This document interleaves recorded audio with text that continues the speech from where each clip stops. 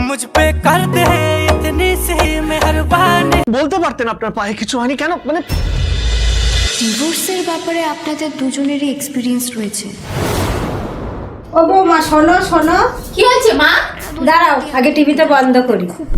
আজ বাড়িতে কি রান্না হবে? আপনি যা বলবেন তাই। ফ্রিজে যে মাছগুলো আছে সেই মাছগুলোই রান্না করো। মাছ? মাছ তো গতকালই রান্না করলাম, আবার আজকে মাছ ভাল লাগবে না। তাহলে যে সবজিগুলো আছে তাই দিয়েই তরকারি বানাও। সবজির তরকারি? আপনার নাতি তো একদমই খেতে চায় না। সবজি হলে ও তো ভাত মুখেই তুলবে না। তাহলে এই গরমে টক ডাল বানাও। ডাল? সে তো আপনার ছেলে দু চোখে সহ্যই করতে পারে না, খাওয়া তো দূরের কথা। তাহলে পরোটা বানাও। পরোটা দুপুরবেলা কে খায়? তাহলে রান্নাটা হবে কি? আপনি যা বলবেন তাই। তাহলে ওর মাথা চচ্চড়ি করো। শাশুড়ি চচ্চড়ি? জীবনে শুনিনি বাবা।